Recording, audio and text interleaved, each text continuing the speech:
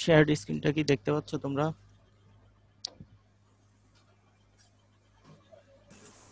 জি sir.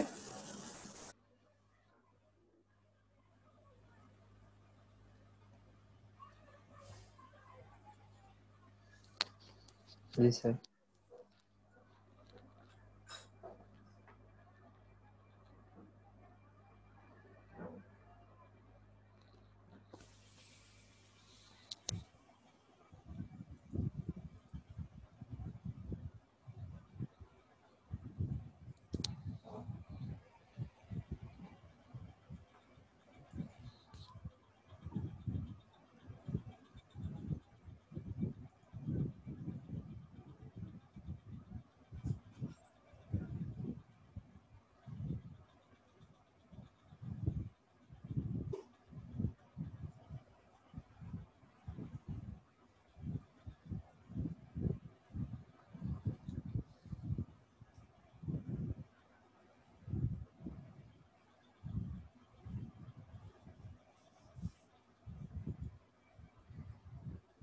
ঠিক আছে, তো শুরু করতেছি আজকের ক্লাস।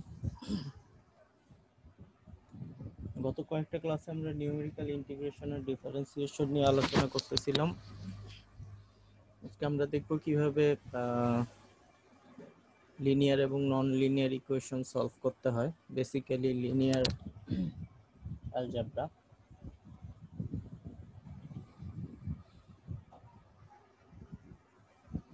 তো আমাদের যদি অনেকগুলো লিনিয়ার ইকুয়েশন দেওয়া থাকে, যেটা ইঞ্জিনিয়ারিং এবং অ্যাপ্লাইড সায়েন্সের খুব কমন একটা ইনসিডেন্ট, সেক্ষেত্রে এই অ্যালজেব্রিক ইকুয়েশনগুলোকে সলভ করা এবং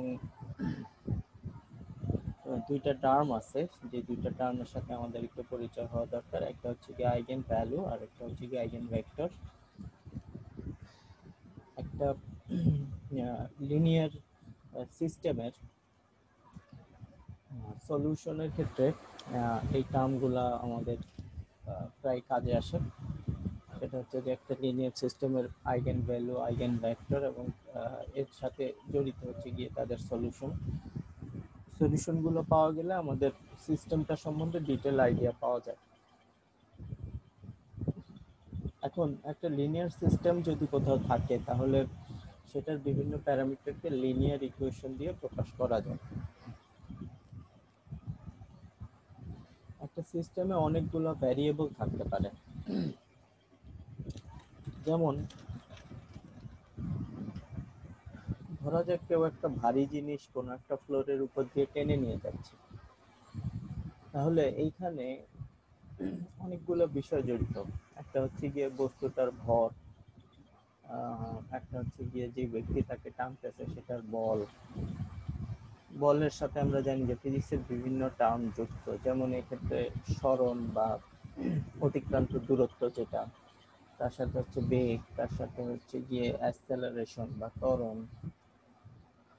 এরকম বিভিন্ন ভ্যারিয়েবল এই একটা সিম্পল ইনসিডেন্টের সাথে জড়িত। তো যখন কোনো একটা সিস্টেমে বিভিন্ন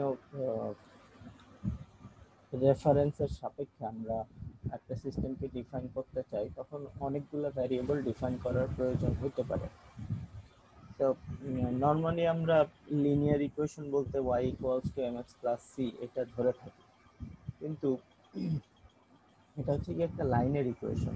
তো লিনিয়ার সিস্টেমে আসলে ব্যাপারটা সেরকম না। লিনিয়ার সিস্টেমে অনেকগুলো ভ্যারিয়েবল জড়িত থাকতে পারে। ব্যাপার যেটা, সেটা হচ্ছে যে সিস্টেমটা লিনিয়ার এই হিসাবে যে এই ক্ষেত্রে তোমার যে ভ্যারিয়েবল গুলো আছে, সেই ভ্যারিয়েবল গুলার পাওয়ার কখনো 2 হবে না বা 3 হবে না, অর্থাৎ পাওয়ার সবসময় x টু দি পাওয়ার 1 থাকবে বা অনলি x এর টার্মটা থাকবে। তার সাথে বিভিন্ন কোএফিসিয়েন্ট বা বিভিন্ন কনস্ট্যান্ট থাকতে পারে, কিন্তু কখনো ভ্যারিয়েবলটার পাওয়ার একের বেশি হবে না, একই হবে। তো সেই হিসেবে একটা লিনিয়ার সিস্টেমের যদি আমরা এক্সাম্পল দেখতে চাই, তাহলে এই যে তিনটা ইকুয়েশন দেওয়া আছে, এই তিনটা ইকুয়েশন একটা লিনিয়ার সিস্টেমের রিপ্রেজেন্টেশন করে। সেই ক্ষেত্রে x1 x2 x3 এবং বি, এরা হচ্ছে গিয়ে আমাদের কনস্ট্যান্ট এবং হচ্ছে গিয়ে ইনপুট। যেমন একটা বি যদি একটা বল হয়, অর্থাৎ এফ, আমরা জানি যে ফোর্স অনেকগুলো বিষয়ের সাথে জড়িত। সেক্ষেত্রে একটা ভ্যারিয়েবল হইতে পারে এম ইন্টু এ, তারপরে ফোর্সের বিপরীতে আবার ফ্রিকশন কাজ করতে পারে, ফ্রিকশনাল ফোর্স হতে পারে, তার সাথে স্প্রিং যুক্ত থাকলে স্প্রিং কনস্ট্যান্ট কাজ করতে পারে, কে এক্স হতে পারে। সো এরকম একটা বলের বিভিন্ন কম্পোনেন্ট থাকতে পারে, সেই কম্পোনেন্ট গুলো হচ্ছে গিয়ে এই ভ্যারিয়েবল গুলো, আর বিটা হচ্ছে গিয়ে আমাদের সেই বল। একইভাবে সিস্টেমের অন্যান্য প্যারামিটার গুলো যদি বের করতে হয়, যেমন যদি সরণ বের করতে হয়, কিংবা এটার যদি বেগ বের করতে হয়, তাহলে বিভিন্ন ইকুয়েশন দিয়ে ভ্যারিয়েবল গুলোর সাথে তার সম্পর্ক ডিফাইন করে একটা লিনিয়ার সিস্টেমের ইকুয়েশন গুলো দাঁড় করানো যায়। এখন কখন যদি একটা লিনিয়ার সিস্টেম আমাদেরকে দেয়া হয় বা তৈরি করা থাকে কোথাও, তাহলে প্রথম কথা মনে রাখতে হবে যে একটা লিনিয়ার সিস্টেমকে ম্যাট্রিক্স দিয়ে সলভ করা যায়। হ্যাঁ, এই জন্য ম্যাট্রিক্স সম্বন্ধে ডিটেইলস ধারণা থাকতে হবে। তো আজকে মূলত আমরা এই ম্যাট্রিক্সের একটা লিনিয়ার সিস্টেমের ম্যাট্রিক্স এবং সেই ম্যাট্রিক্সের কিছু প্রপার্টি নিয়ে আলোচনা করব। এটা অলরেডি আমরা এই এটা যে সলভ করা যায় সেটা আমরা ম্যাটল্যাবে করছি। সেটা হচ্ছে যে যদি এক্স গুলা হচ্ছে গিয়ে আমার ভ্যারিয়েবল হয়, তাহলে a1 a2 a3 এরা হচ্ছে গিয়ে তাদের করেসপন্ডিং কোএফিসিয়েন্ট। তো কোএফিসিয়েন্ট গুলা নিয়ে একটা ম্যাট্রিক্স তৈরি করতে হবে, এক্স এর একটা ম্যাট্রিক্স তৈরি করতে হবে, আর ডান পক্ষে যে কনস্ট্যান্ট গুলো আছে তাদেরকে নিয়ে একটা ম্যাট্রিক্স তৈরি করতে হবে। এ এক্স সমান সমান বি, এটা হচ্ছে গিয়ে তাহলে আমাদের সিস্টেমের সিস্টেমকে ডিফাইন করে। তাহলে যদি আমরা এক্স বের করতে চাই এই সিস্টেমে, তাহলে এক্স সমান সমান হবে এ ইনভার্স বি, এবং এই ইনভার্স বি দিয়ে আমরা বিভিন্ন সিস্টেমকে অলরেডি সলভ করছি। একটা লিনিয়ার সিস্টেমের সলিউশন জানার জন্য আমাদের ম্যাট্রিক্সটাকে আগে ডিফাইন করতে হবে। এখন ম্যাট্রিক্স গুলোকে ডিফাইন করার জন্য আবার বিভিন্ন টুলসের হেল্প নেওয়া হয়। তার মধ্যে যদি কোনো ম্যাট্রিক্স স্কোয়ার ম্যাট্রিক্স হয়, স্কোয়ার ম্যাট্রিক্স ওই ম্যাট্রিক্সকে বলে যে ম্যাট্রিক্সের রো এর সংখ্যা আর কলামের সংখ্যা সেম। এই স্কোয়ার ম্যাট্রিক্সকে আবার ট্রায়াঙ্গুলার ম্যাট্রিক্স বলা যাবে।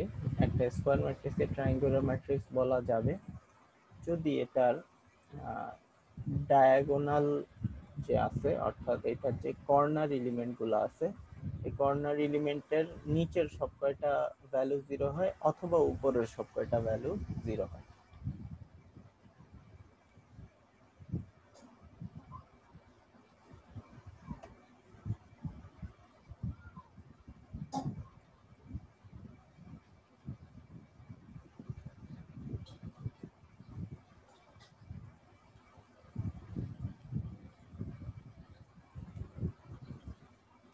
আচ্ছা, তো ব্যাপারটা কি দাঁড়ালো? ব্যাপারটা দাঁড়ালো যে আমাদের এ যদি একটা ম্যাট্রিক্স হয় এবং সেই ম্যাট্রিক্সটার a1 a11 a22 a33, অর্থাৎ এই কর্নার বরাবর যে এলিমেন্টগুলো আছে তারা হচ্ছে কি আমাদের ডায়াগোনাল। ডায়াগোনালের নিচের এলিমেন্ট হচ্ছে এই তিনটাই যদি 0 হয়, তাহলে আমরা এই ম্যাট্রিক্সটাকে একটা ট্রায়াঙ্গুলার ম্যাট্রিক্স বলতে পারি। অথবা কোন একটা ম্যাট্রিক্সের ডায়াগোনাল এলিমেন্টের উপরের এলিমেন্টগুলো যদি সবাই 0 হয়, তাহলেও তাকে ট্রায়াঙ্গুলার ম্যাট্রিক্স বলতে পারি। এই ক্ষেত্রে এ ম্যাট্রিক্সের ডায়াগোনালের উপরের এলিমেন্টগুলো হচ্ছে গিয়ে নন জিরো। তো কোনো ম্যাট্রিক্সের উপরের সব কয়টা এলিমেন্ট যদি নন জিরো হয়, তাহলে তাকে আমরা বলি আপার ট্রায়াঙ্গুলার ম্যাট্রিক্স। আর যদি নিচের এলিমেন্টগুলো সব নন জিরো হয়, তাহলে তাকে বলি লোয়ার ট্রায়াঙ্গুলার ম্যাট্রিক্স। এই ম্যাট্রিক্সটা আপার ট্রায়াঙ্গুলার, বি ম্যাট্রিক্সটা লোয়ার ট্রায়াঙ্গুলার ম্যাট্রিক্স। এখন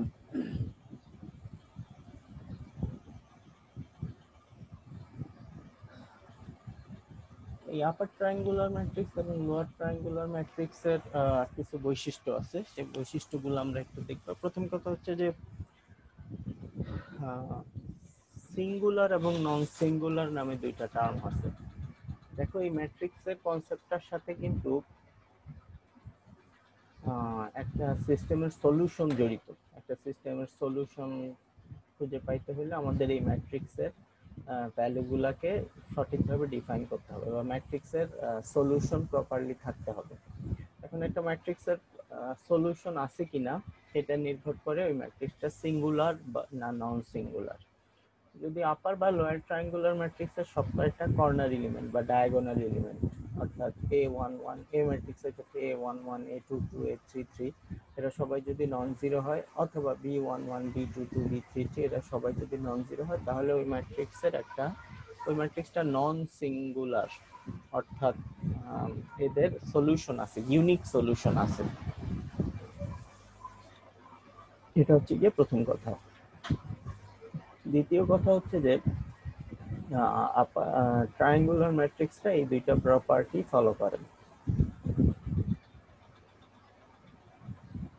দুইটা ম্যাট্রিক্স যদি আপার ট্রায়াঙ্গুলার হয়, তাহলে তাদেরকে যোগ করলে এবং তাদেরকে গুণ করলে নতুন যে ম্যাট্রিক্সটা পাওয়া যাবে সেই ম্যাট্রিক্সটাও আপার ট্রায়াঙ্গুলার ম্যাট্রিক্স হবে। সিমিলার শর্ত লোয়ার ট্রায়াঙ্গুলার ম্যাট্রিক্সের ক্ষেত্রে প্রযোজ্য। দুইটা লোয়ার ট্রায়াঙ্গুলার ম্যাট্রিক্সকে যোগ করো বা গুণ করো, ফলাফল হিসেবে তুমি আরেকটা লোয়ার ট্রায়াঙ্গুলার ম্যাট্রিক্সই পাবা। আর দ্বিতীয় কথা হচ্ছে যে কোন একটা আপার বা লোয়ার ট্রায়াঙ্গুলার ম্যাট্রিক্সকে যদি ইনভার্স করা হয়, যে নন সিঙ্গুলার, অর্থাৎ যার কর্নার এলিমেন্টগুলো জিরো না, এরকম কোন একটা ম্যাট্রিক্সকে ট্রায়াঙ্গুলার ম্যাট্রিক্সকে যদি ইনভার্স করা হয়, তাহলে ইনভার্সটাও একটা সেম ধরনের ম্যাট্রিক্স হবে। অর্থাৎ লোয়ার ট্রায়াঙ্গুলারকে ইনভার্স করলে ইনভার্সটাও লোয়ার ট্রায়াঙ্গুলার ম্যাট্রিক্স হবে, আপার ট্রায়াঙ্গুলারকে ইনভার্স করলে সেটাও আপার ট্রায়াঙ্গুলার ম্যাট্রিক্স রেজাল্ট হিসেবে দিবে। এই দুইটা শর্তকে মাথায় রেখে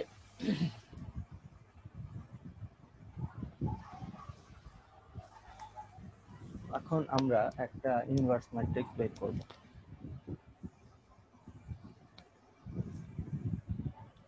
এই একটা ম্যাট্রিক্স দেওয়া আছে। ম্যাট্রিক্সটাকে যদি আমরা খেয়াল করি, তাহলে দেখবো যে এটা শুধুমাত্র আপার ভ্যালুগুলো আছে, আর লোয়ার ট্রায়াঙ্গেলে এই সবকটা জিরো। তো এটা হচ্ছে কি একটা আপার ট্রায়াঙ্গুলার ম্যাট্রিক্স। কারণ আগে যে প্রপার্টি আলোচনা করলাম, সেই প্রপার্টি অনুযায়ী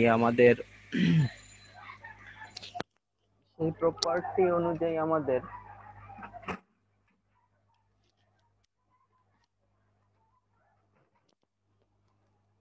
এটার ইনভার্স ম্যাট্রিক্সটাও একটা আপার ট্রায়াঙ্গুলার ম্যাট্রিক্স হবে।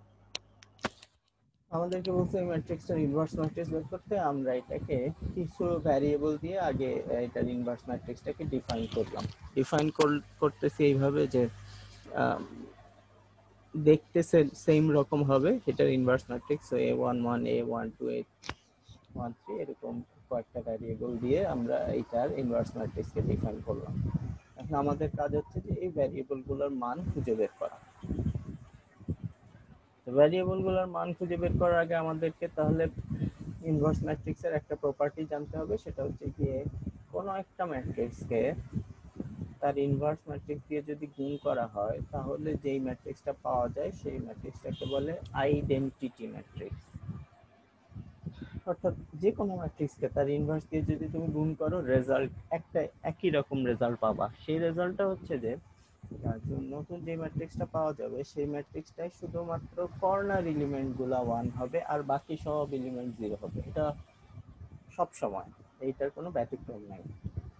তো দুইটা স্কোয়ার ম্যাট্রিক্সকে যদি গুণ করো, একটা যদি এ হয় আর একটা যদি এ ইনভার্স হয়, তাহলে যদি 3-3 ম্যাট্রিক্স হয়, তাহলে কর্নার এলিমেন্ট গুলা তিনটা কর্নার এলিমেন্ট 1 হবে, বাকি সব এলিমেন্ট 0 হবে। এই টাইপের ম্যাট্রিক্সকে বলে আইডেন্টিটি ম্যাট্রিক্স। এই শর্ত অনুযায়ী আমাদের এ ম্যাট্রিক্সকে যদি এ ইনভার্স দিয়ে গুণ করা হয়, তাহলে এরকম একটা রেজাল্ট পাওয়া যাবে। আমাদের এ ইনভার্স এ বা এ ইনভার্স দুইটাই সেম। এই ইনভার্সকে আগে লিখলাম, এ কে পরে লিখলাম, এদের দুইজনকে গুণ করলে এই ম্যাট্রিক্সটা পাবো। ওকে,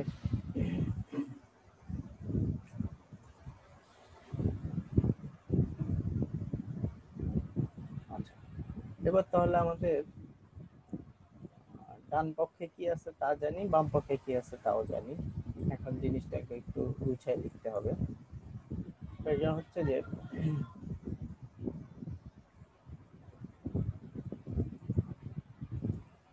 ফার্স্ট আমরা আসি A11 এ। এখানে যে ওয়ানটা আছে সেটা কিভাবে পাওয়া যাবে? সেটা পাওয়া যাবে হচ্ছে গিয়ে এই রোটাকে, এই কলামটা যে যদি আমরা গুণ করি তাহলে গুণ করার পরে সবাইকে যোগ করলে যে রেজাল্টটা পাওয়া যাবে সেই রেজাল্টটা হবে গিয়ে এই এলিমেন্টটার মানের সমান। এখন এই রোটাকে এই কলামটা দিয়ে গুণ করলাম, গুণ করলে A11 এর জন্য A11 আসবে, বাকি দুইজনের জন্য আসলে 0 পাওয়া যাবে। সো A11 সমান সমান হবে আমাদের 1, সেটা আমরা লিখে ফেললাম। A11 সমান সমান হচ্ছে গিয়ে 1। ওকে,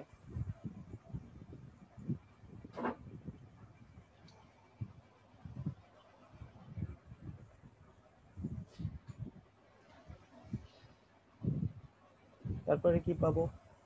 এবার আমরা তাহলে এই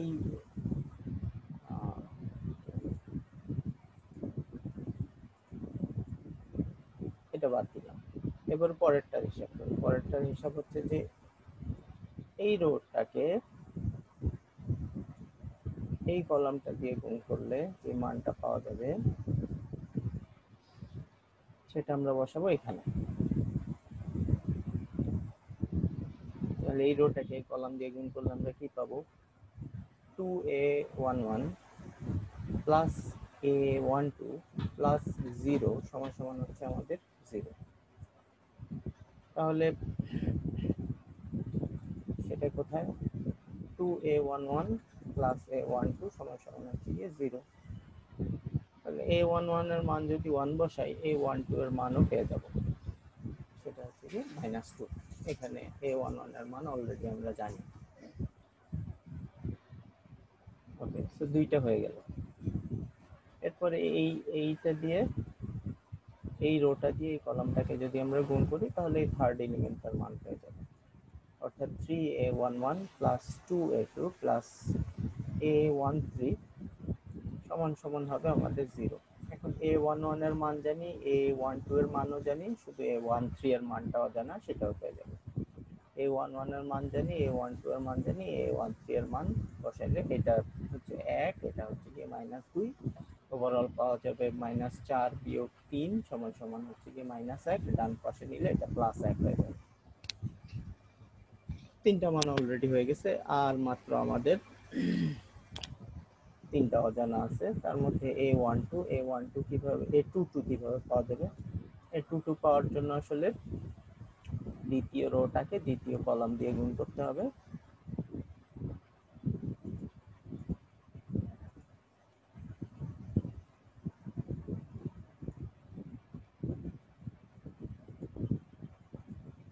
A22 পাওয়ার জন্য এই রোটাকে এই কলাম দিয়ে গুণ করলে A22 পাওয়া যাবে।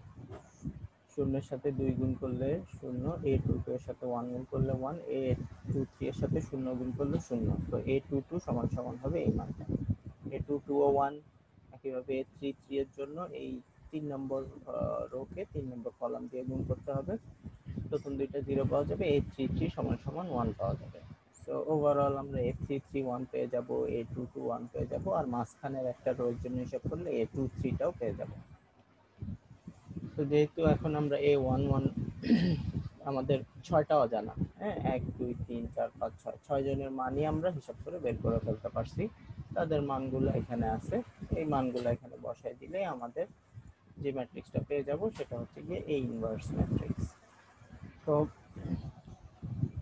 এমনিতে ইনভার্স ম্যাট্রিক্স বের করার নিয়ম আছে, সেটা হচ্ছে গিয়ে প্রত্যেকটা মানের জন্য কোফ্যাক্টর ক্যালকুলেট করতে হয়, তারপরে পুরো ম্যাট্রিক্সের ডিটারমিনেন্ট বের করতে হয়, কোফ্যাক্টরগুলোর ম্যাট্রিক্সকে ডিটারমিনেন্টের মান দিয়ে ভাগ করলে তারপরে গিয়ে ইনভার্স ম্যাট্রিক্স পাওয়া যায়। এগুলো তোমরা ম্যাট্রিক্সের চ্যাপ্টারে করে আসছো। সেই তুলনায় এই মেথডটা তুলনামূলকভাবে অনেক ইজিলি এটা বের করা যায়, মুখে মুখেও করে ফেলা যায় চাইলে।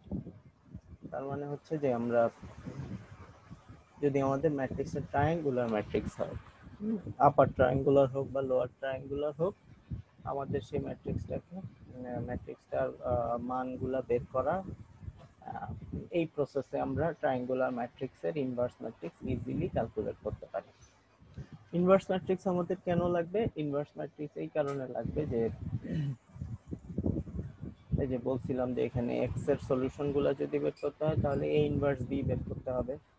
আর এটা সব সময় লাগে লিনিয়ার সিস্টেমে, আমাদের সব সময় সলিউশন বের করতে হয়। সলিউশন বের করার জন্য ইনভার্স ম্যাট্রিক্স আমাদের লাগবে। তো আপার ট্রায়াঙ্গুলার বা লোয়ার ট্রায়াঙ্গুলার ম্যাট্রিক্স যদি আমাদের সিস্টেমে থাকে তাহলে ইজিলি এটাকে এভাবে সলভ করা যায়। এখন যদি কোনো একটা ম্যাট্রিক্সকে আমরা যদি কোনো একটা ম্যাট্রিক্সকে ডিকম্পোজ করতে পারি, অর্থাৎ আপার ট্রায়াঙ্গুলার এবং লোয়ার ট্রায়াঙ্গুলার ম্যাট্রিক্স হিসেবে যদি এটাকে আমরা সাজায় নিতে পারি তাহলে আমাদের জন্য হিসাব করা অনেক সহজ হয়ে যাবে। সেইখানে ব্যাপারটা হচ্ছে এরকম যে যে কোনো একটা ম্যাট্রিক্স তোমাকে দেয়া হলো এ, সেই ম্যাট্রিক্সটাকে যদি আমরা দুইটা ম্যাট্রিক্সের গুণফল আকারে লিখতে পারি, এল এবং ইউ, এরকম দুইটা ম্যাট্রিক্সের গুণফল হিসেবে লিখতে পারি, যেখানে এল হচ্ছে গিয়ে লোয়ার ট্রায়াঙ্গুলার ম্যাট্রিক্স আর ইউ হচ্ছে গিয়ে আপার ট্রায়াঙ্গুলার ম্যাট্রিক্স, তাহলে এ ইনভার্স সমান সমান হবে গিয়ে এ সমান সমান L U, so A inverse সমান সমান হবে এল ইউ ইনভার্স। আর এল ইউ ইনভার্স মানে হচ্ছে গিয়ে ম্যাট্রিক্সের প্রপার্টি অনুযায়ী ম্যাট্রিক্সের বেশ কিছু ফর্মুলা আছে, সেই ফর্মুলা অনুযায়ী ইউ ইনভার্স আগে আসবে, এল ইনভার্স পরে আসবে, তাদের দুজনকে গুণ করলে এ ইনভার্স পাওয়া যাবে। এর সুবিধা কি হবে? এটা সুবিধা হবে এটা যে দুইটা ম্যাট্রিক্সই আপার এবং লোয়ার ট্রায়াঙ্গুলার ম্যাট্রিক্স, সো এদের ইনভার্স বের করা সহজ। ইনভার্স বের করা সহজ মানে হচ্ছে যে ইউ ইনভার্স ইজিলি বের করতে পারবো, এল ইনভার্স ইজিলি বের করতে পারবো, আর এই দুইটা ইজিলি বের করতে পারলে এ ইনভার্স বের করা সহজ হয়ে যাবে। ক্ষেত্র বিশেষে এই ফরমেশনটা কাজে আসে। এই এই ফরমেশনটাকে একটা ম্যাট্রিক্সকে আপার এবং লোয়ার ট্রায়াঙ্গুলার ম্যাট্রিক্স আকারে লেখার যে প্রসেস, সেই প্রসেসটাকে বলা হয় এল ইউ ডিকম্পোজিশন। সো আমরা একটু এল ইউ ডিকম্পোজিশনটা দেখি। যে কোনো একটা ম্যাট্রিক্স এরকম দেওয়া আছে এন ডাইমেনশনাল ম্যাট্রিক্স, তবে এগুলো সব স্কোয়ার ম্যাট্রিক্স, মানে যে কয়টা রো আছে সে কয়টা কলাম আছে। এখন প্রথম কথা হচ্ছে এরা নন সিঙ্গুলার হইতে হবে। নন সিঙ্গুলার মানে হচ্ছে গিয়ে এদের ডিটারমিনেন্ট যেটা, তার মান নন জিরো হইতে হবে, ডিটারমিনেন্ট জিরো হইতে পারবে।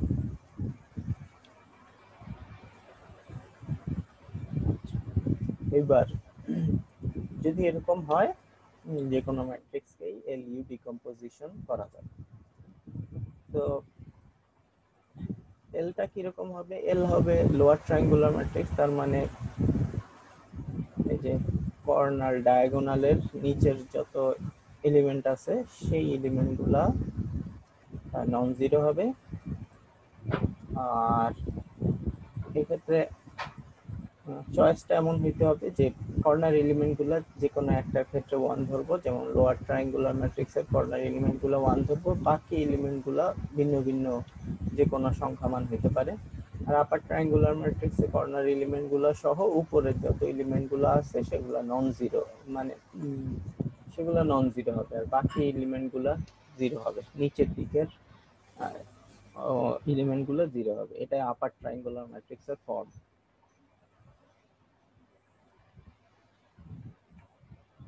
ওকে, তো দুইটা এই ম্যাট্রিক্সটাকে এই দুইজনের গুণফল হিসেবে লিখতে হবে। লেখার উপায় কি?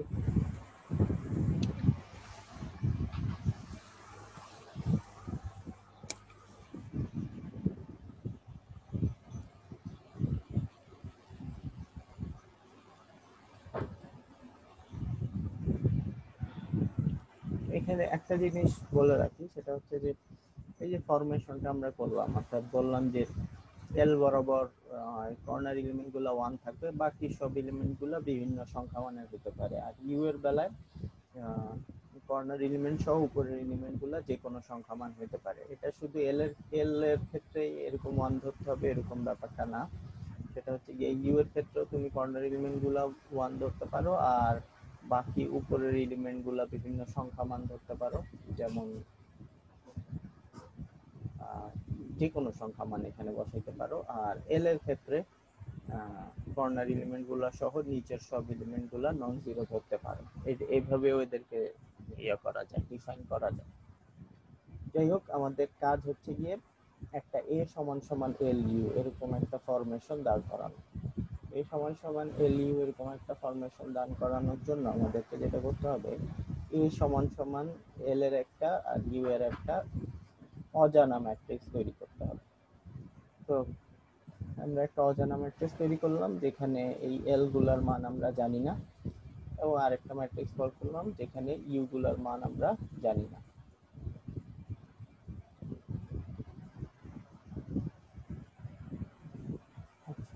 তাহলে এখন আমাদের কাজ হচ্ছে কি এই সব কয়টা কোএফিসিয়েন্ট খুঁজে বের করা, এদের মান কত হবে তাদেরকে খুঁজে বের করা। সেটার উপায় কি? সেটার উপায় হচ্ছে যে সিম্পল, এই রো কে এই কলাম দিয়ে গুণ করতে হবে। এই রো কে এই কলাম দিয়ে গুণ করলে u11 পাবো। u11 ম্যাট্রিক্স যেহেতু এরা সমান সমান, ডান পক্ষ আর বাম পক্ষ সমান হতে হবে, তো এই রো কে এই কলাম দিয়ে গুণ করলে যেটা পাওয়া যাবে সেটাই হবে গিয়ে a11 এর মানের সমান।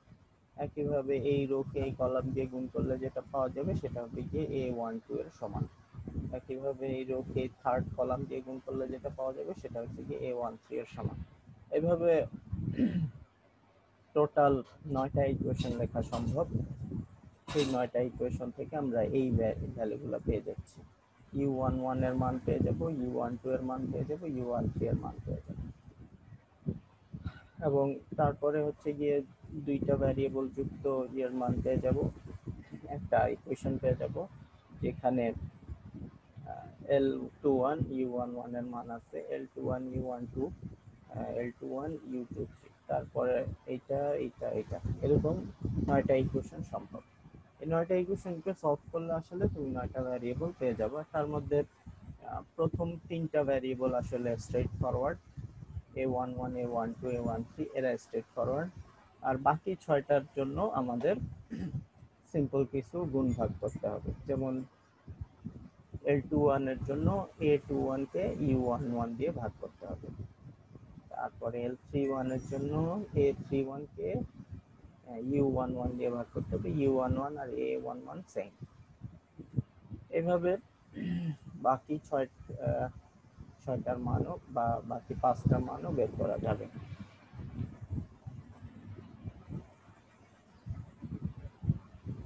তো মূল কথা হচ্ছে যে ইকুয়েশন ফর্ম করা এবং ইকুয়েশন গুলাকে ধাপে ধাপে সলভ করা। এখন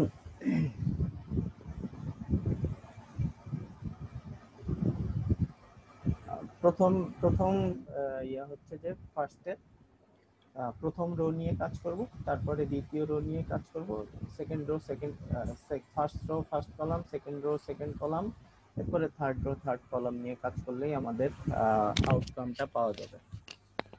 আচ্ছা, আমরা একটা এক্সাম্পল দেখি, এক্সাম্পল দেখলে ব্যাপারটা আরো পরিষ্কার হবে। আমাদের একটা ম্যাট্রিক্স এ দেয়া আছে, ম্যাট্রিক্সটা দেখতে এরকম, সেটাকে এলইউ ফর্মে আমাদেরকে ফ্যাক্টরাইজ করতে বলছে। ওকে, তো এলইউ ফর্মে ফ্যাক্টরাইজ করার জন্য যেটা করতে হবে, আগে ম্যাট্রিক্সটা লিখতে হবে আর ডান পাশে এল আর ইউ ম্যাট্রিক্সকে লিখতে হবে। এল ম্যাট্রিক্স লেখার সময় মনে রাখবা কর্নার এলিমেন্ট গুলো আমরা 1 রাখবো আর বাকিগুলোর একটা করে নাম দিব, 2 1 3 1 3 2। এইখানে এটা এটা লোয়ার ট্রায়াঙ্গুলার ম্যাট্রিক্স, এটা আপার ট্রায়াঙ্গুলার ম্যাট্রিক্স। নিচের দিকের এলিমেন্ট গুলো 0 হবে আর উপরের সব কয়টার একটা করে নাম দিব, u11 u12 u22 u33 u23 এরকম দিলাম। এরপরে এখন ফার্স্ট রো ফার্স্ট কলাম। ওকে, ফার্স্ট আর ফার্স্ট কলাম গুণ করলে এই যোগ করার পরে আমাদের এই 2 পাওয়ার কথা 100 আর ইউ u1100 গুণ করলে পাওয়া যাবে u11 সমান সমান পাওয়া যাবে 2 পেয়ে গেলাম। এরপরে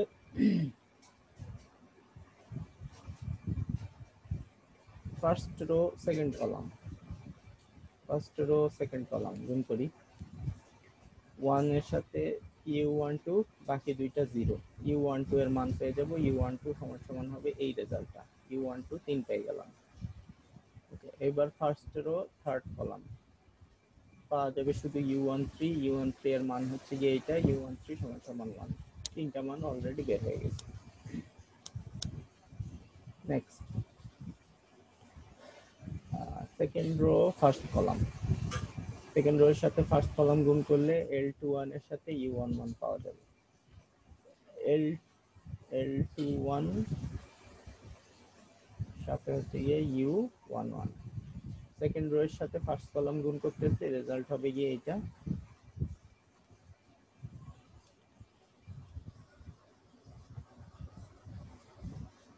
রেজাল্ট হবে গিয়ে 1 তো u11 অলরেডি পেয়ে গেছি 2 l21 এর মান পাওয়া যাবে 1/2 হাফ।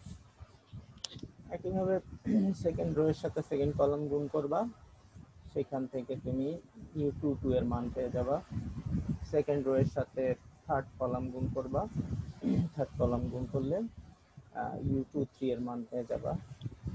থার্ড রো আর ফার্স্ট কলাম গুণ করলে l31 এর মান পেয়ে যাবা। এইভাবে সব কয়টা গুণ করে জাস্ট যে মানগুলো পাওয়া গেছে সেই মানগুলো বসায় ফেললেই আমাদের সলিউশন বের হয়ে আসবে। এই মানগুলো পেয়ে যাওয়ার পরে আমরা এল ম্যাট্রিক্স আর ইউ ম্যাট্রিক্সকে আলাদা করে রাখবো। এল ম্যাট্রিক্স কি হবে? এল ম্যাট্রিক্সের তিনটা অজানা l21 l31 l32 l21 l31 l32 এদের সবার মান জানা আছে, তাদের সবার মান বসাই দিলাম, এল ম্যাট্রিক্স তৈরি হয়ে গেল। ইউ ম্যাট্রিক্স কি হবে? ইউ ম্যাট্রিক্স হচ্ছে যে এই 6টা অজানা রাশি আছে এবং এখানে ইউ এর 6টা মান অলরেডি বের হয়ে গেছে 1 2 3 4 5 6 এই 6টা মান যাদের যাদের যে পজিশন সেই পজিশনে বসাই দিলেই আমাদের ইউ ম্যাট্রিক্স বের হয়ে আসবে। তো একটা ম্যাট্রিক্সকে আপার এবং লোয়ার ট্রায়াঙ্গুলার ম্যাট্রিক্সকে আলাদা করে লেখা সম্ভব যখন তাদেরকে আমরা এলইউ ডিকম্পোজিশন এই ফরম্যাটে লিখতে পারি। তো এই ম্যাট্রিক্সটা হচ্ছে গিয়ে একটা লোয়ার ট্রায়াঙ্গুলার ম্যাট্রিক্স, কর্নার এলিমেন্টের উপরের মানগুলো 0। এই ম্যাট্রিক্সটা একটা আপার ট্রায়াঙ্গুলার ম্যাট্রিক্স, এখানে কর্নার এলিমেন্টের উপর সহ উপরের মানগুলো হচ্ছে গিয়ে নন জিরো।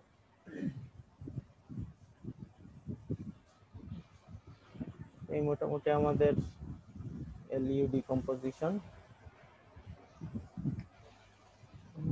সামনে আমাদের বিভিন্ন ইকুয়েশন সলভ করার জন্য এইটা দরকার হইতে পারে।